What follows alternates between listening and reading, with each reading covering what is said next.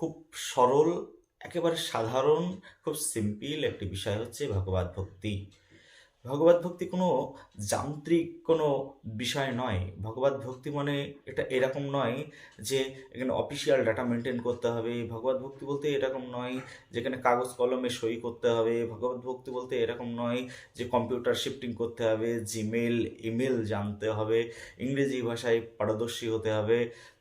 কিছু কিছু মানুষ না এই ভগবত ভক্তিকে একেবারে যান্ত্রিক ভক্তিতে রূপান্তরিত করে দিয়েছেন।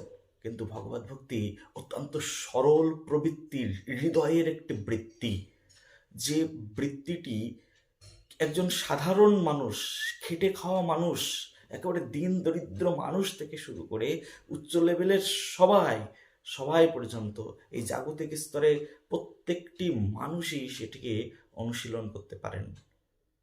আপনাদেরকে একটি ছোট্ট ছোট্ট একটি বক্তৃতা আমরা শ্রবণ করাবো। এই বক্তৃতাটি প্রদান করেছেন রাধাকুণ্ডের মহন্ত মহারাজ বিশ্ববরণ্য পদরেণু আচার্যপাদ 108 প্রাণকৃষ্ণ দাস বাবাজি মহারাজ। রাধে রাধে বলো, রাধাকুণ্ডে চলো। রাধাকুণ্ড যাও, যেখানে থাকো, স্বর্গে বা নরকে থাকো, হাগুরাঙ্গ বলি ডাকো। হরিনাম করো, একাশি করো, বালা তিলক করো, ভজন করো, মুখে হরিনাম বলো করো, কাম হাতে হাতে কাম করো, আর মুখ মে হরিনাম বলো। জীবন সফল করো, বাজে কথা না বলো, মিথ্যা কথা না বললো, তো ভগবান প্রসন্ন হয়ে যায়। ভগবান খুশি করতে টাকা পয়সা লাগে না। তার নামা গুণ গাও, তার গুণ গাও, ভাগবত পাঠ করো, শ্রবণ করো, রাধাকুণ্ড যাও। জয় রাধে। দেখুন কত সরলভাবে তিনি ভক্তিটাকে বর্ণনা করে দিয়েছেন।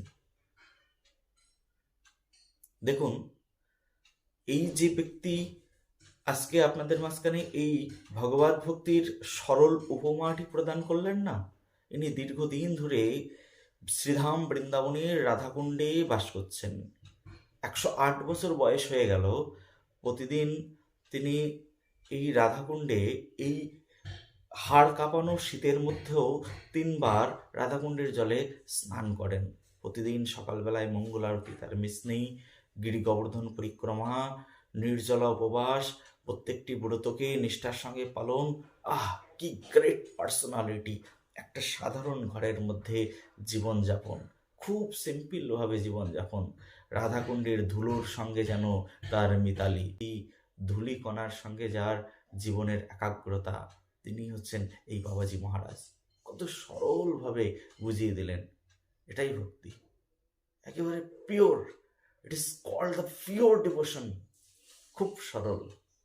আমরা যখনই কোনো বিষয়কে জটিল করে ফেলব, তখনই আমরা প্রত্যেকেই জটিল হয়ে যাব।